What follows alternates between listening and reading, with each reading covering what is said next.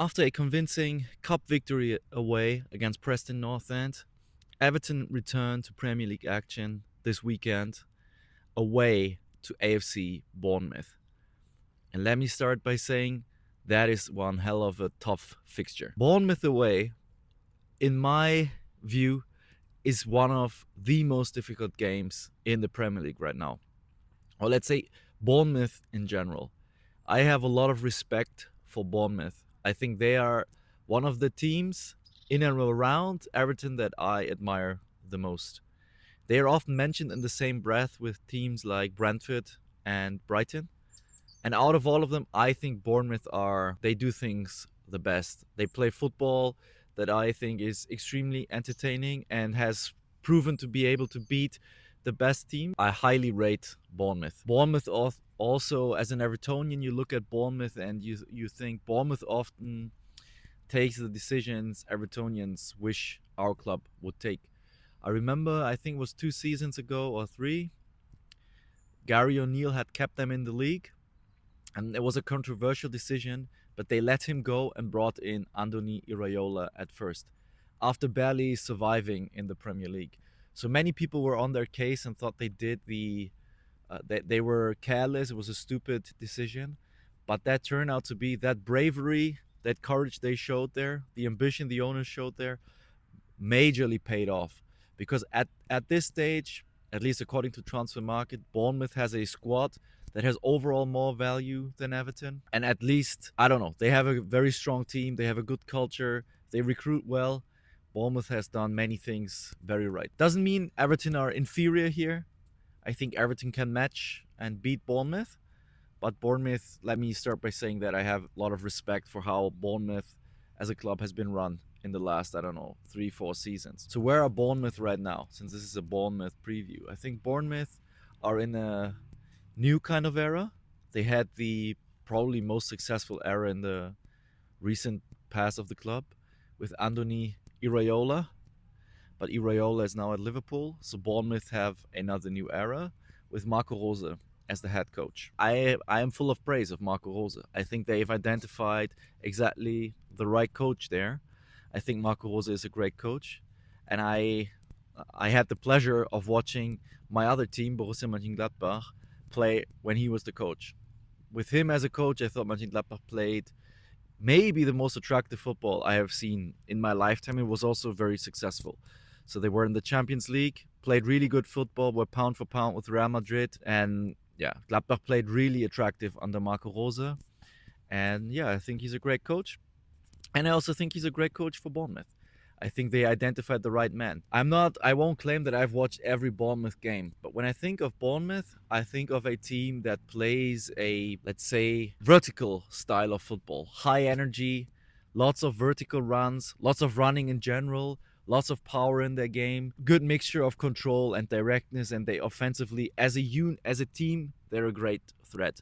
And I think Marco Rose football is also like that. High energy, aggression, players on the pitch that are very good at direct duels, like to go in duels. They play physical.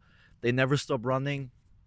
I think Marco Rose, in that sense, matches Bournemouth's identity very well. So I'm sure they will have a very good season. I picked them as my surprise team in a positive sense. I wouldn't be surprised if they make it into the top 4 or 5, even though they lost the first game. So let's move on to that. First game for Bournemouth was very unfortunate in the end because they played away at Manchester City, difficult fixture, and they were ahead for large parts of that game, and kind of they lost the game in a very unfortunate way in the last minute chaos with that VAR call. They will be extremely frustrated how that panned out because I watched that game and I thought Bournemouth will largely looked very comfortable. Yes, Man City had more of the ball and they had some chances, but I thought Bournemouth had a good shape and they were a threat on the counter. Maybe they will have regrets that they did not create more chances from the counter, though. They had a couple, but maybe they could have been more lethal on the counter attack. But I thought overall they looked like, with a new coach, keeping that in mind, they already looked pretty mature. And yeah, they lost the game, but I didn't think they were second best on the day. So they still lost. So I will assume they will be highly motivated coming into this game to get their first points on the board. So yeah, I don't want to not to get the wrong impression. I don't want to turn Bournemouth into this super team that is whatever the second coming of prime Barcelona. But I have respect for them, and I speak like that because I envision that to be one of the toughest games of the season. And I think that's also now for this Everton side a real test to see how good this Everton side already is. And I think it will be a game that asks different questions from us than the preseason games we've played, the Crystal Palace game, and also of course the Preston game. But more on that. Let me give what I assume. Let's look at Bournemouth's lineup against Man City. So in goal they played Petrovic, right back Adam Smith, their captain, kind of their Seamus Coleman, Silva and Hill, and then Adrian Truffert as left back. Then the double midfield of Cook and Scott. Then on the right they have Rayan, in the middle Kluivert, on the left James Tavernier, and up front they had Evan Nielsen. And I don't know, I've looked at the squad. The only change that I thought on paper that I could see happening for Bournemouth would be, instead of Lewis Cook, maybe they could bring in Tyler Adams if he's fit. Otherwise, I expect that lineup more or less also to be the lineup against Everton. So, looking at that lineup, my initial thought was, as good as Bournemouth is as a team, that lineup on paper is not, based on the names, that lineup does not signal too much name power, I would call it. There are a couple of players, and I will talk about them individually, that I think are worth mentioning. But I think looking at that lineup, Bournemouth is more a team that is strong as a unit, as a cohesive team that knows what they're doing. But there are not too many individual players that I would say that scare you individually. And the ones that are, I will mention now. For me, Bournemouth are a team, so you cannot take out one or two players and then I think you've solved Bournemouth. But let me mention what I think are the key three players for Bournemouth. Number one player I mentioned is Adrien Truffert. You could argue he's had already a brilliant season last season, coming from France. Without a doubt, one of the best left backs in the league. Maybe you could argue maybe the best left back in the league. He is the left back Everton wish they had. A mixture like running up and down the wing. I think he leads many statistics in terms of overlapping runs, crosses. Like, he is a key part of their offensive game, but also holds his own defensively. So he's really an up and down left back, really good player. And Everton really have to watch out for Adrien Truffert and the left side in general, because for Everton on that right side we'll have probably Merlin Röhl as the right back. So that will be a big test for Merlin, how he can play against a very strong left side from Bournemouth. Then the next player I wrote down is Alex Scott. So a really talented player, still only 23, and already has massive potential, already proven Premier League player. And he's not a player, whenever I watch him, he doesn't stand out too much. He's not the flashy midfielder like a Kevin De Bruyne that gives you many assists, or a number 6 like N'Golo Kante that has lots of balls and wins lots of balls, like someone like Caicedo.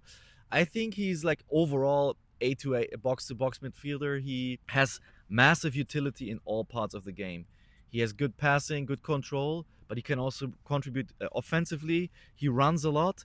So he's like their Swiss knife in midfield. He does kind of all jobs. At least that's my understanding of Alex Scott. And I would say he's, maybe it's a bit far-fetched, but I think he's like their Harrison Armstrong currently. He's the guy, the most important player to progress the ball through the midfield. He has a good engine. He's a good ball carrier, but can also play. I think he's extremely important for them to link attack and midfield. So very important for them. And then the third player I wrote down is Rayan, because to me he's a very intimidating player. He's very tall and physical, but also he's technically very gifted. And I mean, this guy was a starter for Brazil at the World Cup. He come in only last winter, but made an immediate impact and looks like a very valuable, dangerous winger they have there on the right. Left-footed, will cut in inside, probably physically strong.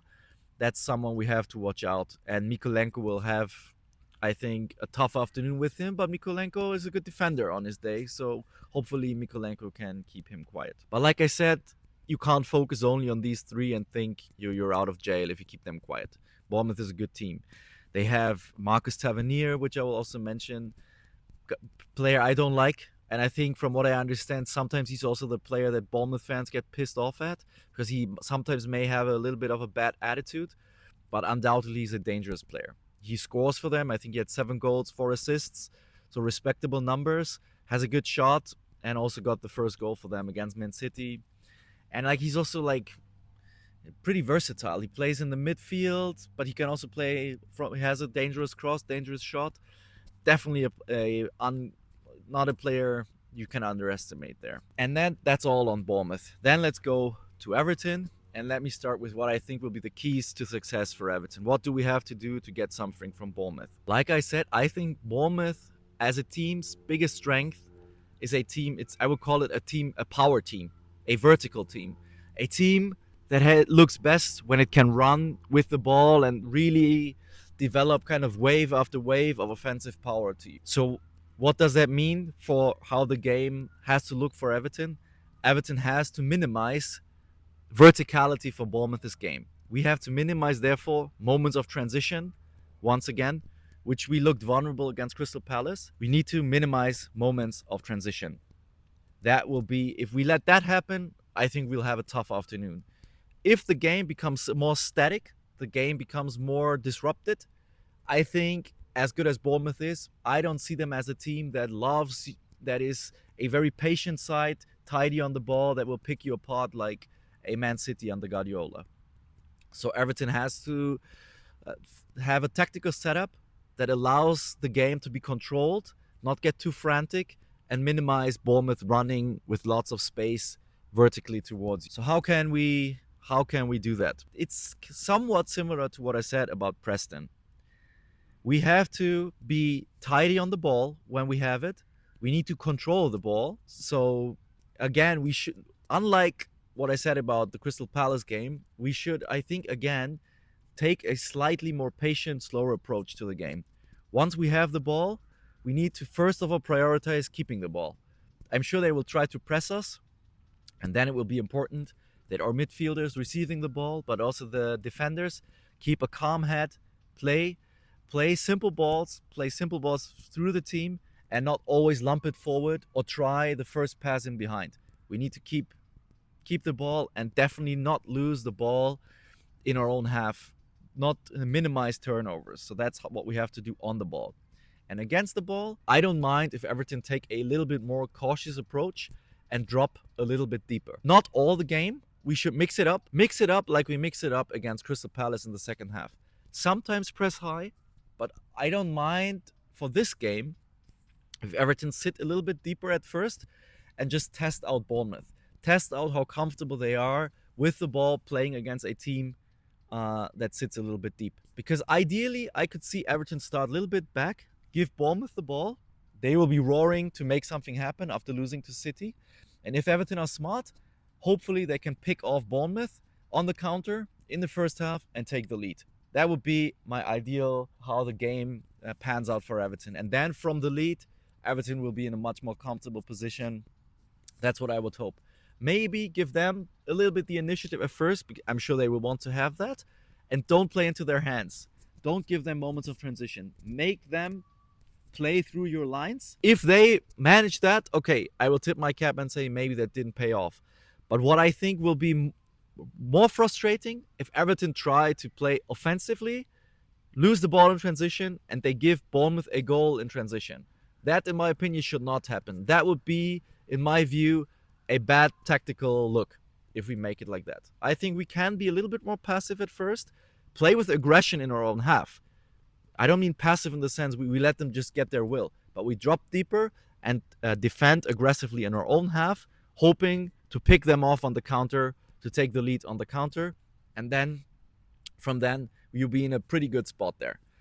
Nevertheless, don't play like that 90 minutes. Not let them have the ball all the time.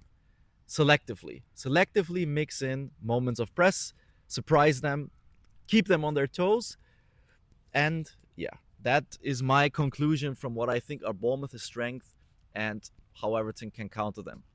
Because I also thought about how did we play against Bournemouth the last few years. Actually, last season we won there, and we had a overall good away form. Because what was our game plan these last season? We were a hard to beat team. We played, we stayed back and waited for teams.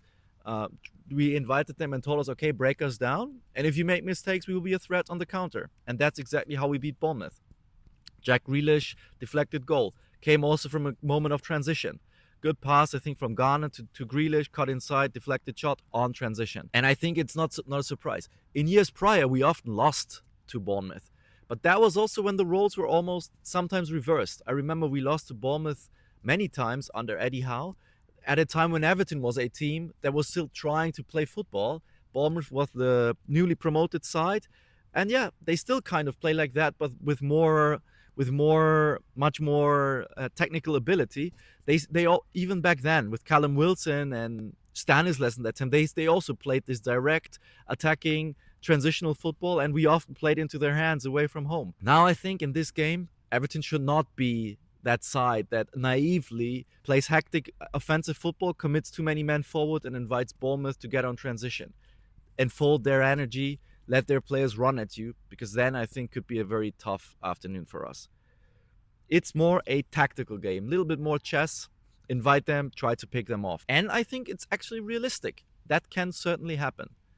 So now then, my conclusion for the starting lineup. And based on the news I saw, I think the starting lineup is almost a little bit obvious. I think Pickford in goal and the same back four that played against Palace. No debate. Röhl at right back, Tarkowski, Branthwaite, Mikolenko. And then the only change I see, and in this case, I think this change, even though it's a forced change, that will actually benefit us in this game. James Garner comes in for Hayden Hackney, in my view, and then it's Armstrong and Dewsbury Hall. And the attack also unchanged. Njai, despite the rumors, Njai on the right, George on the left, Barry up front. And James Garner coming in for Hackney, I think I would have even considered that change if Hackney would have been fit. Because I think that change is exactly the type of change that, in terms of the lineup, signifies the tactical difference to the Palace game. James Garner's, one of the best qualities he has is he's calm and controlled on the ball. And I think these qualities of his will help us in this game. Whereas Hayden Hackney is a wonderful ball progressor. The negative or the downsides to his game so far is that he wants to play the ball forward all the time. And that in a game against Bournemouth, that could be your downfall. So I think exactly Garner for Hackney. If the game plays out the way I think it will, that is exactly the change I would like to see. So yes, it's a shame that Hackney seems to be out with a slight injury. Touch and go, according to Moyes. But in this game, this favors us. We will be short in midfield, though, so we can't afford any injuries. But I think Garner coming in this game for the tactical approach is a good idea. And I think that will be all. I think, yes, that will be a hard test, but I'm confident Everton can do it. Everton can show, if Everton can play this game also in a successful way, maybe even win or get a draw, but play overall well, show tactical maturity, we have the blueprint for a very nice season. We have a side that can play at home with the ball, and we will have a side that can play away from home, tactically smart on the counter. If that plays out like then against Bournemouth, I will be extremely confident for the rest of the season. Granted, we keep the current squad as it is and make slight improvements. If we were to lose Njai, of course, that could potentially change a lot of things. But let's be hopeful that he stays. And that this late in the transfer window, a deal might be complicated. Or if Njai leaves, which at the start of the window I would have been fine with, that Everton have a proper quality replacement lined up. And then the last point on this game, I think this game will be a big test for Everton as a whole. And it will be a big test to two of our new standout players from the first few games. It will be a big test for Merlin Röhl at right back. He will play against one of the best left sides in the Premier League with Adrien Truffert and Marcus Tavernier. And so he'll have a lot of pressure. He will be tested on the defensive side, so let's see how he copes there. And it will also be a big test for Harrison Armstrong because, again, after Crystal Palace, a very tough midfield, which he mastered well, all things considered. This will be another very strong midfield he will be up against. Alex Scott, Lewis Cook or Tyler Adams. That will be a very good midfield again. They will ask different questions from Palace. That will be much more energetic. That will be much more run-intensive game. Less like passing and like Wharton and Kamada. So that will be a big test for them. and we will be even smarter as to what we can expect from these two players, Röhl and Armstrong. Otherwise, let me know what you think. What you think? What are the keys to victory here? Give me your score predictions and give me the lineup you would field for that game. Let me give my prediction. I think, come on, let's be confident. I think Everton can win this game 1-0. 1-0 away from home. We pick them off on the counter attack and then we defend well and see this game out. Come on, you Blues, up the toffees. Adios.